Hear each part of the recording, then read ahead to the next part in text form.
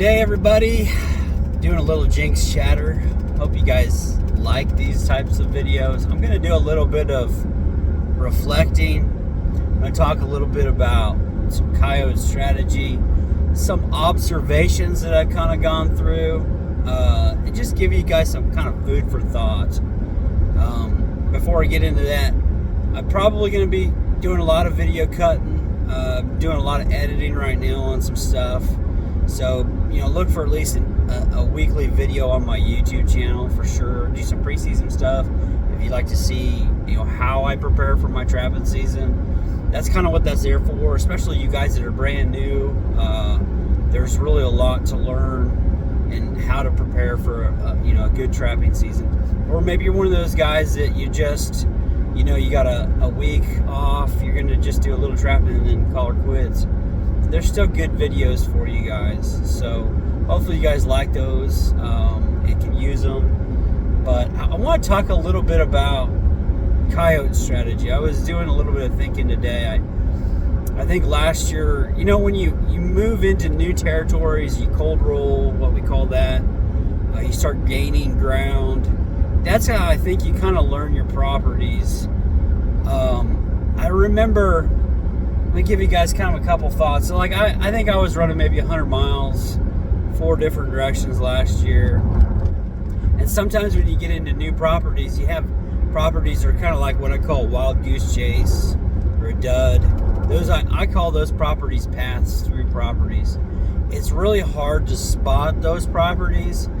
Usually when I go out and I scout them or I look, the day that I'm getting ready to set the traps, I'll go over the whole property and then I go back and then I start setting traps. I usually take inventory. A lot of times you can tell on those crossover pieces, those pinched over pieces, the amount of sign that you're seeing. If you're not seeing much sign, that'll give you a good indicator whether or not that's a pass-through property.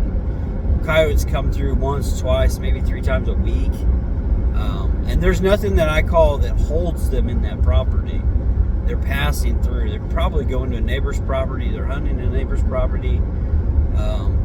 Those are properties that you just kind of have to learn how to weed those out so that you can be more productive. That's for me anyways. Now, if you're helping out a neighbor or something, that's understandable.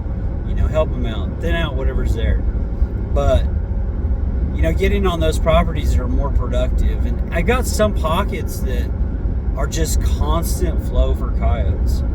And, those ditch systems, anything that runs real long on the map, those are always good producing properties. I was thinking about this today. And this is just something to think about. This is a thought. There was a really good, well-known trapper. He wrote something in a book about how when he walks into new properties or he cold rolls, he always asks the farmer or the landowner, where are the cattle? And he had mentioned that he likes to be up around the cattle. And a lot of my properties, I've just kind of been reflecting on this idea that he had said, a lot of my really good coyote trapping properties are up around cattle.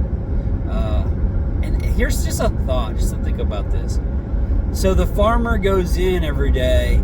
The cattle, when they feed in the wintertime, the cattle, they let everybody know, by their mooing and their calling when the farmer shows up. So you got an automatic alarm as to when the farmer's coming and going. So I always looked at that and thought, well, that's a good idea. Maybe that makes the coyotes feel more safe or secure, knowing that they have kind of already an alarm system in place. Another thing to think about, and I have security cameras. When those go off, it does make me feel secure. So another thing to think about with cattle, there's always a food source there. So generally, a farmer's always got a dead pit somewhere on the property. So there's always some sort of food that's there. But it's just, they probably learn by association where to find a free meal. They're a lot like us. They, of course they hunt. They've got a lot to eat. And then deer season comes around, there's a lot to eat. But anytime where they can get a meal where they don't have to work for it, and it's a sustaining meal, like I assume they know to check those properties. So just something to think about this trapping season. It's just something I'm kind of thinking about. A lot of my properties that are my most productive coyote trapping properties are up around cattle, or properties that had cattle. Just something to think about. Another thing I wanted to talk about was,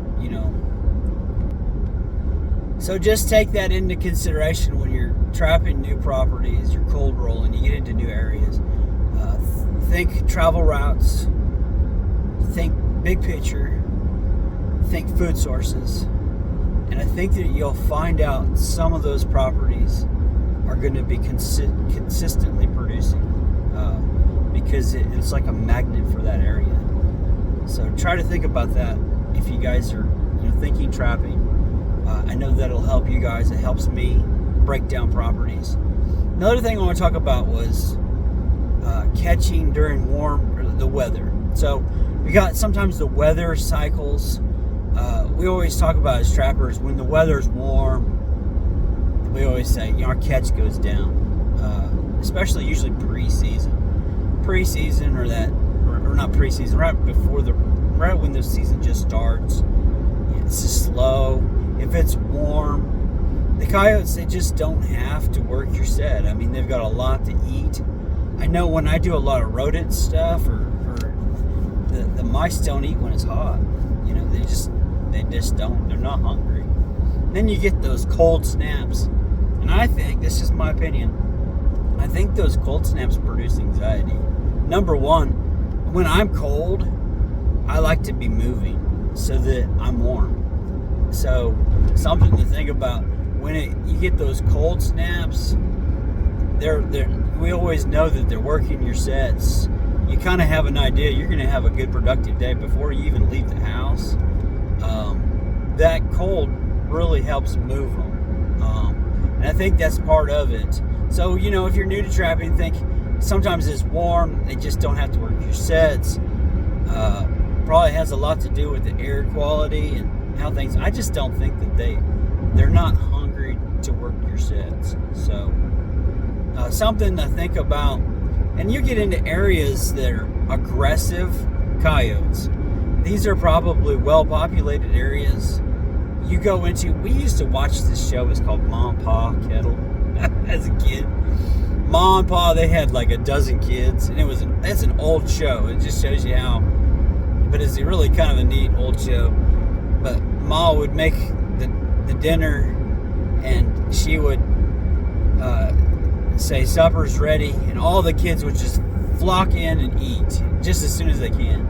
And I think that sometimes when we get into those aggressive areas where there's a high population of coyotes, those coyotes are going to work your set so much more aggressively. So even though they've got already food and they've already eaten, they're still going to want to work your set. So you got to kind of keep that into mind too as well. When you're in low density areas and you don't have a lot of foot traffic for coyotes, they don't have to be as aggressive. So don't get discouraged when you have one that walks by your set. It's kind of this game that we play as trappers. And a learning process is part of it. So those are just kind of a couple ideas. But going back to weather, now this is just my opinion. I know it's a 9-minute video. I'm sorry, guys. But sometimes when you get those weather systems that come down, a lot of people would say, well, the coyotes, they need that energy to feed through the winter months.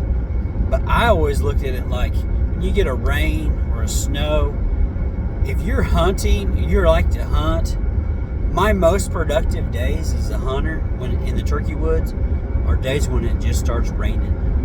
And you can almost always kill a turkey and sneak up on a turkey while it's just raining, or you get a heavy downpour. The turkeys and the game, they're distracted. They're hunkering down. Their eyes and their ears aren't as open to what's going on around them. And I believe, this is my opinion, when you have those weather systems that come through, those animals are distracted. They're hunkering down. Their eyes and their ears aren't quite into it. And those coyotes, with their strong noses, that I think they use that as an advantage during their hunting time. So that's just something I think about. I think they're thinking about that maw and paw kettle, saying dinner's ready. When those weather systems come in, that's when they want to feed. So just an idea, just something to think about. Just my thought. But I could always change the way I think sometimes. But so the weather systems are important. Going into those cold rolling areas, think about your food, your travel locations, and then keep those honey hole properties, because they'll consistently produce year after year. So anyways, hope you guys have an enjoyable day. Hope you like these videos. Take care.